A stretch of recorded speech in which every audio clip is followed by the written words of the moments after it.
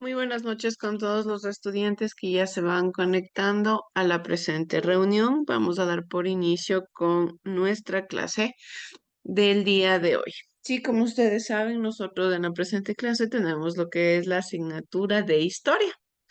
De acuerdo a la temática que nosotros estábamos tratando la clase pasada, íbamos estudiando ya eh, los primeros tipos de influencia y los primeros tipos de pensamiento que se iban desarrollando durante la época antigua, lógicamente, en el cual que íbamos haciendo, íbamos investigando, indagando y sobre todo discerniendo acerca de la forma de pensamiento que tenía el ser humano.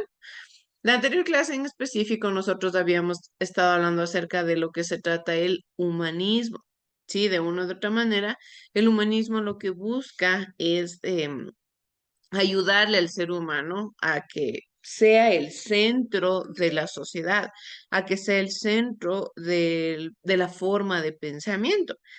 Recordemos que durante muchos años las sociedades estaban acostumbradas a ser dominadas y por sobre todas las cosas a que la forma de pensamiento o la estructura con la cual se desarrolle el entorno como tal sea en base a la religión, ¿sí?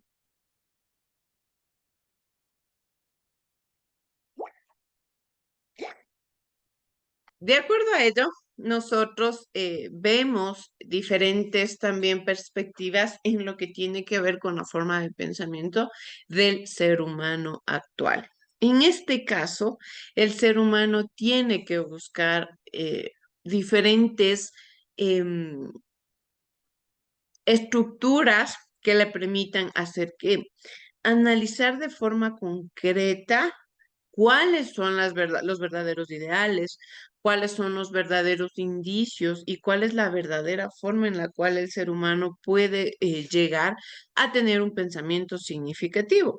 El ser humano por naturaleza, ¿qué es lo que busca? Busca alcanzar el éxito, busca alcanzar sus objetivos, busca poder obtener de cierta manera diferentes beneficios para su vida.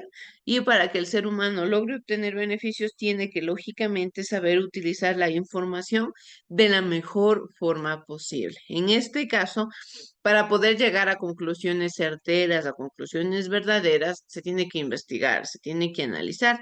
Y el humanismo buscaba eso. Sí, recordemos que, como les iba mencionando, la religión tomó mucho protagonismo durante muchísimos años y por ello también tomó como protagonismo la forma de pensamiento que tiene la religión.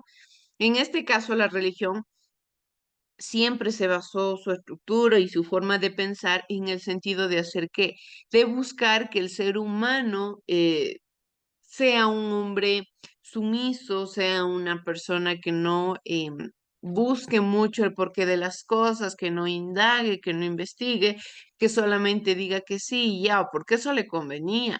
A la iglesia, a la corona, a las monarquías les convenían personas sumisas, les convenían personas que no busquen la libertad, que no busquen la emancipación.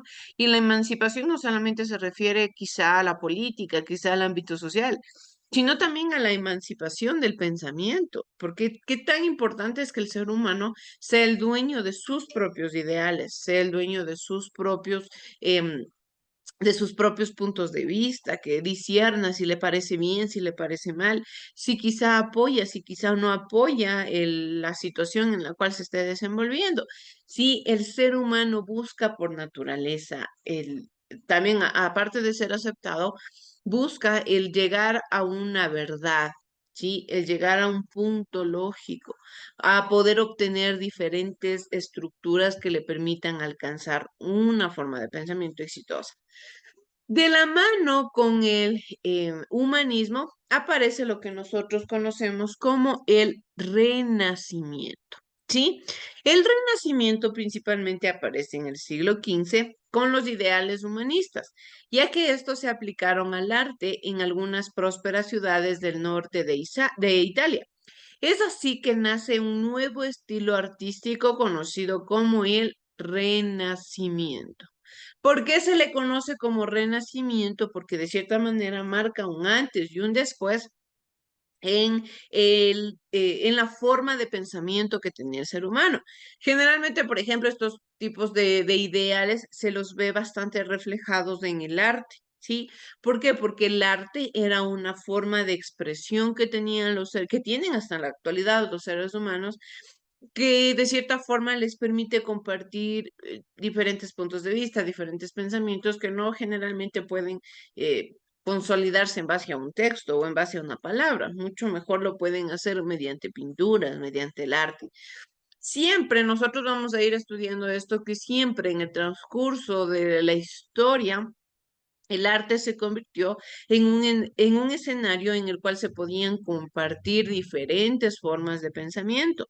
También era un lugar en el cual muchas personas poderosas lo utilizaban para indirectamente seguir introduciéndole a la ciudadanía un ideal religioso, seguir introduciéndole a la ciudadanía quizá por debajo de la mesa ideales de los cuales tenían que ser sumisos. También muchas de estas obras artísticas se basaban en el clasismo, se basaban en la discriminación, se basaban en hacerle de menos a la gente en base a qué, porque lógicamente estamos hablando del siglo XV, XVI, XVIII, en el cual no existía como tal una igualdad, ni siquiera una igualdad de género, ni siquiera una igualdad social, las clases prácticamente estamentales estaban a todo lo que da, el dinero y la riqueza era el principal fundamento de la sociedad, las personas con castas sociales, las personas con familias poderosas eran las que dominaban. Por el contrario, las personas que quizá eran de familias humildes, de familias que no tenían mucho dinero, ¿qué es lo que hacían? Tenían que quedarse en una clase social baja. Y toda esta sociedad, todo este siglo, todos estos años de historia, no solamente en Italia, en Roma, en Grecia, ¿Qué es lo que hacían? Lógicamente dividir, separar, ¿sí? Entonces, para ir comenzando, quiero que veamos un breve resumen que nos da el siguiente video acerca de lo que se refiere el Renacimiento. Veamos, por favor, chicos. Hola, ¿qué tal? ¿Cómo les va? Hoy vamos a hablar sobre el Renacimiento. ¿Y a qué se le llama Renacimiento? Bueno, se llama Renacimiento al gran movimiento artístico y filosófico que se produce en Europa a fines del siglo XV y que se inició en la ciudad de Florencia, en Italia. Este movimiento se manifiesta particularmente en las artes, admirando y tomando como modelo la antigüedad clásica y su antropocentrismo. Se da interés preferentemente al cuerpo humano, cuya anatomía se estudia y copia cuidadosamente. El nombre de Renacimiento alude a lo que este movimiento quiso ser, un renacer de la cultura grecolatina. Pero sigamos hablando un poco más sobre este Renacimiento, particularmente sobre las características que definen al mismo. Bien, entre las características más resaltantes del Renacimiento se encuentran las que veremos a continuación. Por un lado tenemos el individualismo. En esta época la clase burguesa intentó dejar atrás las actitudes empresariales que se mantuvo en la Edad Media. Los burgueses y los nobles de alta sociedad enmarcaron sus figuras en estatuas o pinturas, mientras que los artistas firmaban cada obra que pintaban. También tenemos el racionalismo. La fe se ve cuestionada mientras que los renacentistas inician su búsqueda para encontrar nuevos conocimientos. Siguiendo con las características tenemos el hedonismo. El ser humano en esta época dejaba a un lado la búsqueda del sufrimiento hacia los demás, pasando a buscar los métodos para el placer propio y la búsqueda de una satisfacción espiritual. Y también tenemos el humanismo. El hombre se coloca como el centro del universo, adquiriendo una importancia por sobre todas las cosas. Las personas renacentistas aún creían en Dios, pero no de la misma forma que podía observarse durante la Edad Media. Y también tenemos el naturalismo. El hombre se vuelve uno con la naturaleza, estableciendo una conexión mística con el universo. También tenemos el realismo. Los artistas del Renacimiento realizaban sus pinturas y analizaban cada uno de sus aspectos fundamentales, obteniendo el máximo nivel de conocimiento de sus pinturas. Y por último, el mecenazgo. Durante la época del Renacimiento, la cultura se encontraba financiada por los mecenas, quienes eran personas de gran poder donde se encontraban los banqueros, los aristócratas, los papas y los comerciantes de la época. Sigamos hablando sobre las etapas de este Renacimiento, comenzando con el Trecento. Bien. El Trecento o Renacimiento temprano es la etapa transitoria que se desarrolló en el siglo XIV durante el cambio de la Edad Media a la Edad Moderna. Las representaciones artísticas ya exponían un cambio de creatividad, en especial en la pintura. Entre los artistas más destacados se pueden mencionar a Giotto y Giovanni Boccaccio. Sigamos con la etapa del Quattrocento. El Quattrocento se desarrolló en Italia y abarcó todo el siglo XV. En esta etapa se fundamentó el renacer de diversas posturas antiguas y por tanto del antropocentrismo. Sin embargo, muchas obras tocaban temas religiosos y mitológicos. Los artistas inspirados en la cultura grecorromana buscaban representar en sus obras la belleza y la estética a través de formas equilibradas y armoniosas. Asimismo, los artistas estaban apoyados por el mecenazgo, nobles, burgueses, príncipes, entre otros, quienes compraban y encargaban obras de arte de manera continua, lo que ayudó la difusión del arte y de sus creadores. Durante dicho siglo, fueron construidos gran cantidad de iglesias y palacios, en cuya arquitectura se recuperaron estilos antiguos de los arcos, las cúpulas y las columnas, tanto en pintura como en escultura. Despertó el interés por la imitación de la naturaleza, especialmente en lo que respecta a la anatomía del ser humano. Entre los artistas más reconocidos se pueden mencionar a Filippo Lippi, Leonardo da Vinci, Botticelli, Piero della Francesca, entre otros. Continuemos con la siguiente etapa, más precisamente con el Cinquecento. El Cinquecento o Alto Renacimiento Es la tercera etapa del Renacimiento que se llevó a cabo en la primera mitad del siglo XVI, en la cual tuvo su mayor expansión por el resto de Europa tomando influencias de diversas partes. Los artistas acostumbraban recibir encargos de obras para diversos palacios. De hecho, fue en esta etapa que se construyó la nueva Basílica de San Pedro en el Vaticano. Asimismo, muchas de sus obras se distanciaban de los temas religiosos. Finalmente, el Renacimiento dio paso al manierismo, lo que representó un punto de inflexión hacia el estilo barroco de la era posterior. Entre los artistas más destacados de esta etapa, se puede mencionar a Miguel Ángel Buonarroti,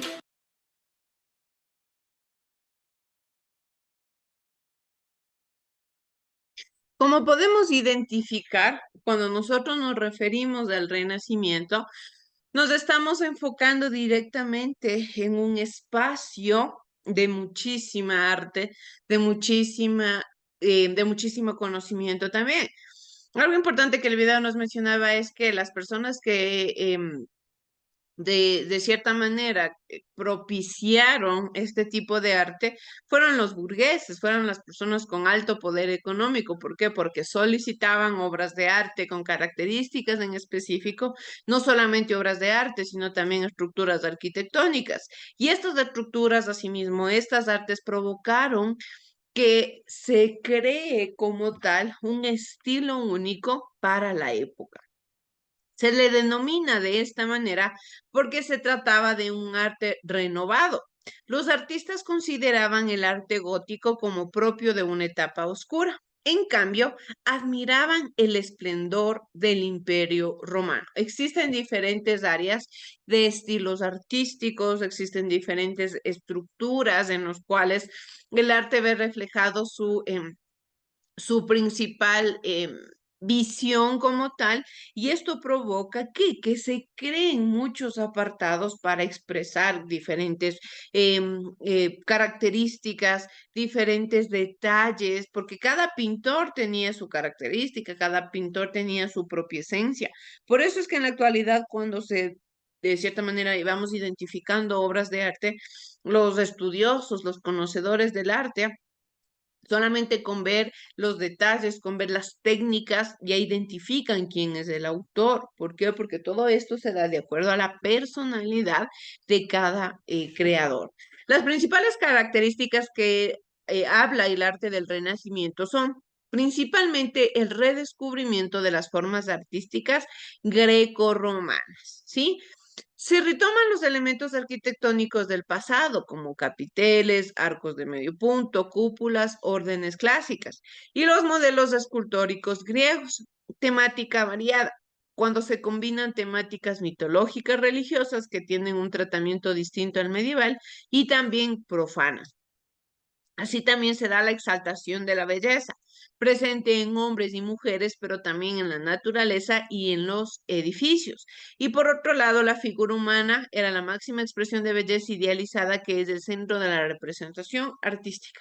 Este es el punto importante de aquí del Renacimiento, que ya empiezan a hacer estructuras, que ya empiezan a hacer esculturas en base al cuerpo humano, porque es, de cierta manera empieza a ser bastante novedoso este tipo de esculturas, porque durante muchísimo tiempo, como se manejaban bajo un régimen bastante religioso, la religión prohibía que los escultores hagan de cierta manera estructuras de acuerdo al cuerpo humano. Por ejemplo, ustedes pueden identificar incluso aquí en la foto y como muchas de las pinturas hay, el cuerpo humano generalmente en este tipo de artes se ve un poco descubierto, se lo ve un poco también definido en otros casos, se lo ve también un poco exuberante, dejan al descubierto quizá partes íntimas del cuerpo humano. Y la iglesia durante mucho, mucho tiempo, ¿qué es lo que hacía?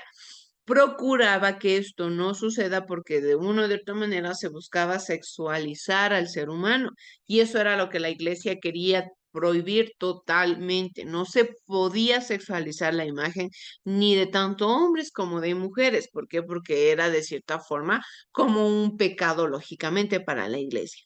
Con la trascendencia que tiene el arte, con las nuevas influencias, con el nuevo desarrollo, logran dar un paso grande para hacer qué? Para buscar crear nuevos estilos artísticos que ya no solamente se enfoquen en hablar de los 12 discípulos, que ya no solamente se enfoquen en hablar relatos que la Biblia dice, sino ya en irse en otras cosas mucho más mundanas de cierta manera. Y es por eso que aquí muchas de las personas conocedoras, más allá de conocedoras del arte, también fanáticas del arte, empezaron a qué? A pedir cuadros personalizados. Es aquí como ya empezó a reproducirse bastante lo que es ya esta forma de expresión artística que empieza a perfeccionarse la técnica. Se empiezan a aplicar nuevas técnicas artísticas como la perspectiva y el escorzo. Como resultado, las obras son más realistas y tienen una mayor calidad técnica, lo que importa más que su significado. Ya en muchas de las ocasiones ya no interesaba mucho lo que se quería decir en el cuadro, sino la forma en la cual estaban hechas, ¿sí? Por ejemplo, la famosa Mona Lisa no tiene mayor trasfondo, no tiene mayor significación, pero ¿qué es lo que le hace tan especial a esta escultura? Principalmente su historia y por otro lado la técnica con la cual está hecha. Es un cuadro que vale millones de dólares. ¿Por qué? Porque lógicamente es de una época en especial, es de un artista bastante conocido y por ello es que lo hace, por ello es que ciertas pinturas llegan a tener cierto grado de importancia. Por ejemplo, tenemos que en Florencia fue la cuna del Renacimiento. Florencia, que se encuentra en Italia, fue el primer gran núcleo del Renacimiento. Allí, arquitectos, escultores y pintores, influidos por el nuevo pensamiento humanista, desplegaron una intensa actividad artística. ¿Qué sucede? En la anterior clase hablábamos de que el humanismo buscaba la revalorización del ser humano, es decir, la emancipación de pensamiento, que el ser humano abra los ojos, que el ser humano entienda la capacidad de su lógica, que empiece a discernir todos los contenidos, toda la información que podía obtener, no solamente en el área educativa, sino en la ciudadanía en general, en sus áreas en común, en el ámbito económico, político, social, que todo esto le sirva para qué, para emancipar su conocimiento. Cuando el ser humano logra hacer esto, se abre mucho más la ideología al resto del mundo, ¿sí? Entonces empieza a entender de mejor forma quizá las acciones y los hechos y los sucesos sociales. Al entender de mejor manera esto, quiere verlos también reflejados en esculturas, en pinturas, y aquí es donde empieza a desarrollarse ya pinturas fuera del ámbito religioso únicamente. Y por ello es que ya lógicamente se da como una forma de pensamiento, como una moda, digámoslo de cierta manera, y que así empiece a propagarse mucho más. La aparición principalmente del Renacimiento en Florencia se vio favorecida por el interés burgués por el arte. Aquí viene lo que yo les decía.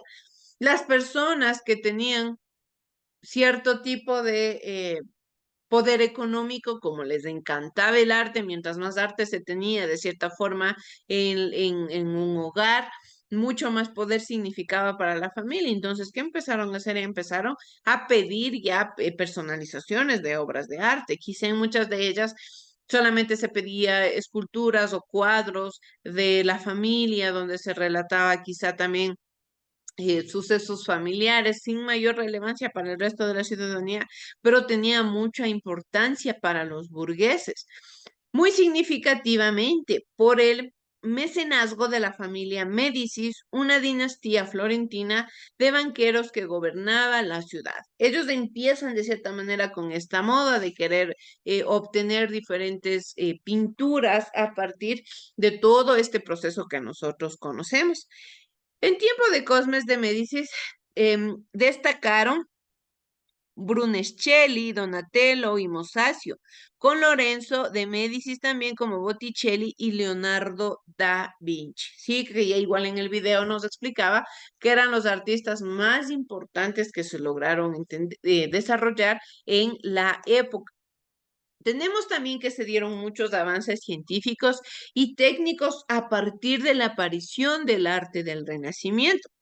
Principalmente, el redescubrimiento de las teorías de Aristóteles proporcionó a Occidente un nuevo esquema para aproximarse a la comprensión racional de la realidad mediante la observación y la experimentación. No solamente se estaba hablando de que iba a existir un desarrollo en el ámbito artístico, sí, que decíamos, se dio una moda, así como por ejemplo en nuestra actualidad se puede dar una moda de algún tipo de ropa en especial. Mayor significación no tiene, pero la gente empieza a utilizarlo por moda. En este caso, el arte también se le buscó como tal una significación parecida, pero tenía un trasfondo mucho más importante, que era que el ser humano estaba desarrollándose, que de cierta manera demostraba que el ser humano estaba maximizando sus capacidades, tanto intelectuales, tanto personales, tanto sociales, en todas las áreas del ser humano, se estaba provocando una evolución porque ya como les digo, el ser humano entendió que podía discernir la información, entendió que podía identificar qué le ayuda a crecer, qué prácticamente le reduce como persona, ¿sí? ¿Qué le ayuda a sumar en su vida cotidiana para poder desarrollarse también científicamente? Porque muchos de los avances científicos también fueron gracias a esto, gracias a que el ser humano pudo identificar las diferencias que existían en la sociedad. Y todo esto fue provocado también en base a lo que era la observación y la experimentación. ¿Sí? Gracias a este nuevo enfoque, durante los siglos XV y XVI, que es la misma época en la cual aparece el Renacimiento, los humanistas alcanzaron un importante desarrollo científico y técnico, porque nuevamente vemos cómo el ser humano cuando sale de su zona de confort, cuando ya no se queda prácticamente encerrado en una sola forma de pensamiento, cuando identifica que hay algo más allá. Aquí viene, por ejemplo, una gran eh, relación que se tiene cuando los primeros pobladores, cuando todavía ni siquiera existía una evolución como tal, eh, los, los primeros monos, cuando eran cuadrípedos, generalmente estaban encerrados en su entorno, veían lo que su horizonte les permitía ver. Pero ¿qué sucedió cuando empezaron a quedarse sin alimento, cuando ya tenían la necesidad de alimentarse, cuando tenían la necesidad de investigar también lo que podía existir más allá? Empiezan a intentar pararse y empiezan a volverse bípedos, ya que empiezan a caminar solamente en dos patas. ¿Qué es lo que sucede? Ven que existe un horizonte más allá, que existía mucho territorio por reconocer, mucho territorio por investigar, por ir descubriendo, por analizar. Y aquí se da un paso grande en el entender que el ser humano causa una evolución. Sí que la necesidad le incentiva al ser humano a evolucionar. Y esto viene desde los primeros pobladores hasta incluso nuestra actualidad, en todo, absolutamente en los miles y miles y miles de años que la humanidad tiene, ha existido la importancia de la evolución, del desarrollo cognitivo, del desarrollo de conocimiento, del desarrollo personal. Y el humanismo le favoreció la humanidad como tal. ¿Por qué? Porque como logró la emancipación del pensamiento y de la lógica, logró que el ser humano se desarrolle en el área científica y en el área también técnico, principalmente porque logran consolidarse como un precedente de la futura ciencia moderna. Si quizá en algún momento estas personas no buscaban el porqué de las cosas, no se ponían a investigar, quizá nosotros en nuestra actualidad no tuviéramos el avance científico que tenemos. Quizá en el avance en la medicina, el avance en la política o en diferentes ramas de la sociedad, no tuviéramos tanto avance si quizá estas personas en algún momento no se hubieran puesto ya en su lógica, en su mente, el evolucionar. El interés por conocer los mecanismos de funcionamiento de la naturaleza, no el decir el cielo es azul y ya, sino el cielo es azul, ¿por qué es azul? ¿Por qué existen las nubes? ¿Por qué existe la noche? ¿Por qué existe el día? ¿Por qué existen los fenómenos naturales? ¿Por qué existen las diferentes estaciones del año? Todo era importante el buscarle un porqué a las cosas y aquí es donde el ser humano toma mucha relevancia. Y por ello el ser humano empieza a conducirse ya a numerosos estudios y a observar, a experimentar y a su vez inventar. Sí, viene un punto fundamental. Observa todo lo que tiene en su entorno, empieza a experimentar con ese entorno, es decir, empieza a ser parte del entorno, ya empieza a identificar diferentes elementos y por último empieza a inventar. Si quizá la naturaleza funciona de esta manera, con el aporte mío, ¿qué puedo hacer? Si quizá uno este elemento con este otro elemento, ¿qué puedo obtener como resultado? ¿Y por qué? Porque lógicamente el pensamiento estaba a todo lo que da de avance. Aquí tenemos a cuatro personajes importantes de la era renacentista. Principalmente tenemos a Leonardo da Vinci, que fue un sabio italiano que se destacó en las artes.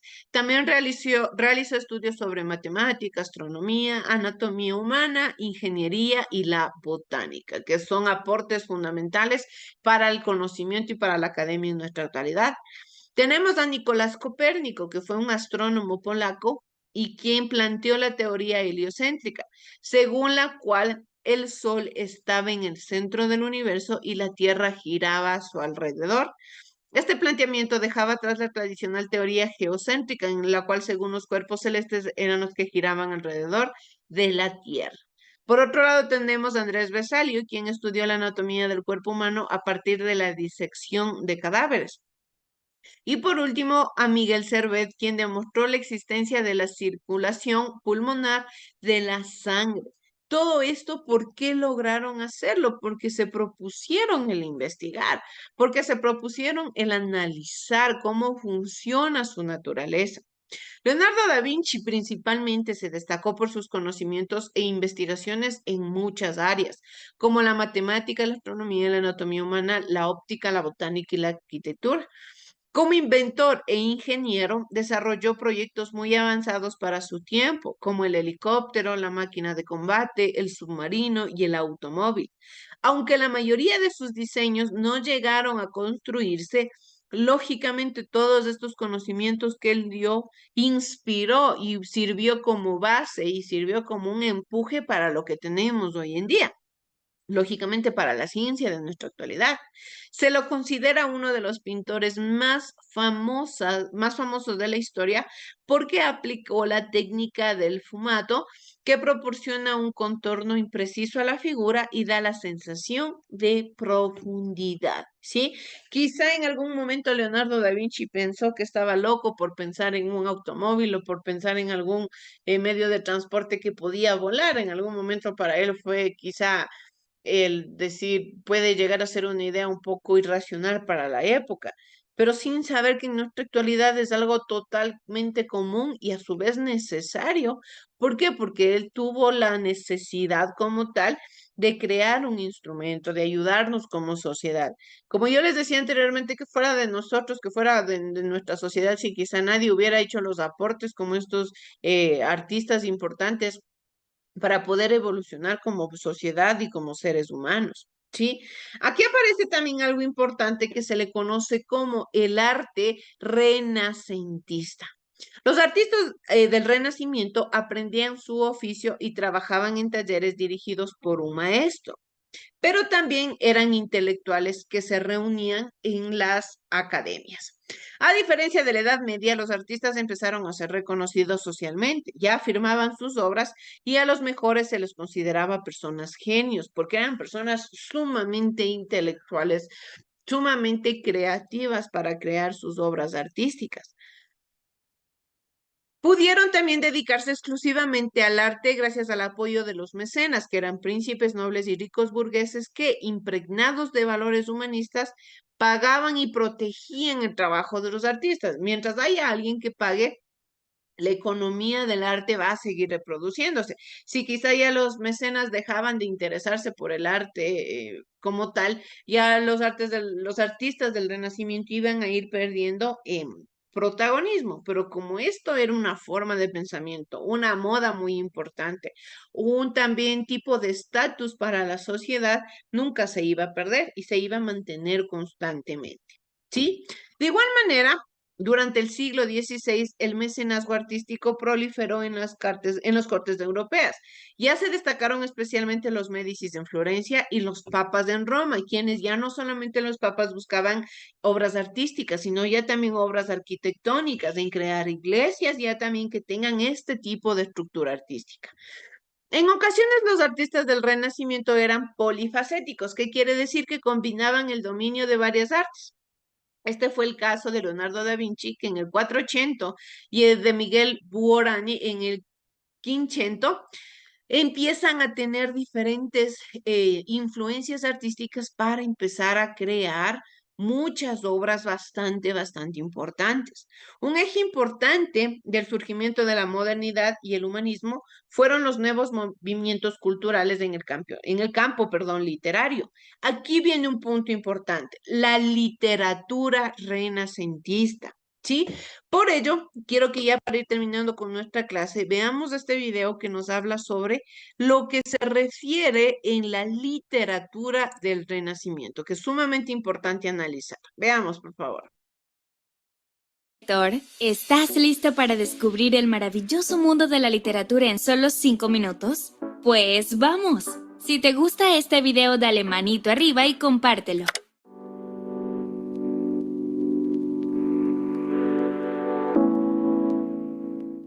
Presta atención porque te hablaremos de una de las etapas más relevantes de nuestra historia moderna. Sí, el Renacimiento marcó el inicio de la modernidad y la literatura tuvo un gran auge debido a que coincidieron varios elementos importantes que mencionaremos en los próximos minutos. Así que no te vayas a ningún lado, pues sabemos que aprenderás de una forma fácil.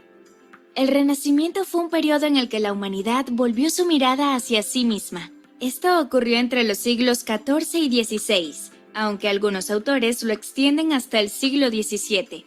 Durante los 10 siglos anteriores de la Edad Media, el componente místico religioso fue el protagonista. El hombre elevó su mirada hacia lo divino y gran parte de la literatura tenía un matiz moralizante. Resulta que a partir del Renacimiento todo cambió. Podríamos decir que hubo una especie de reseteo en las artes, la ciencia y la política. El hombre se convirtió en el centro de interés, por lo que el autoconocimiento era indispensable. Se afirmaba que los seres humanos eran el reflejo de Dios y por eso eran dignos de atención y admiración.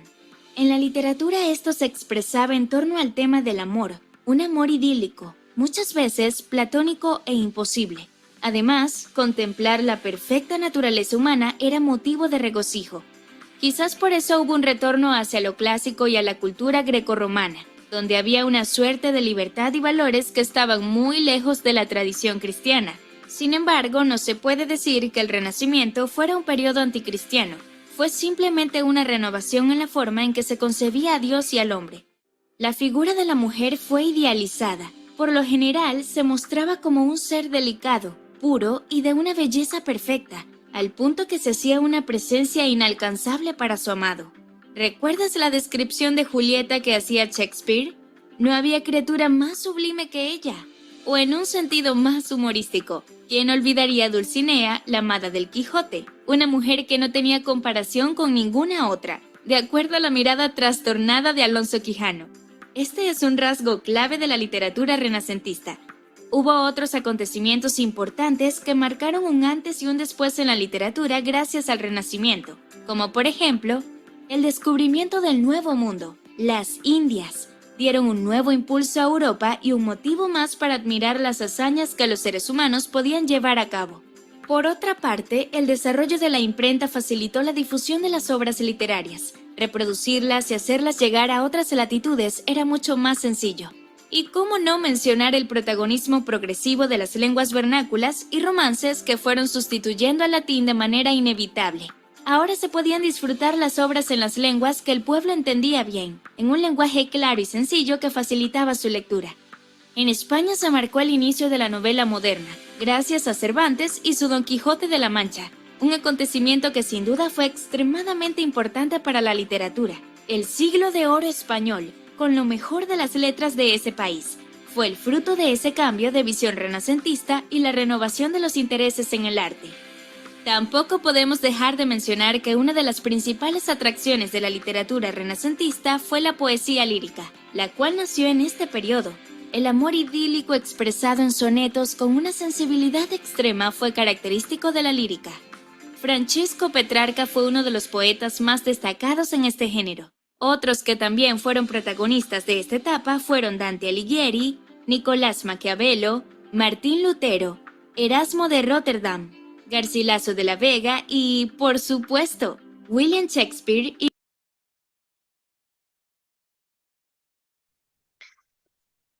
Bien, chicos, entonces, de acuerdo al tema que estamos viendo, es todo lo que puedo compartirles hasta este día, ¿sí?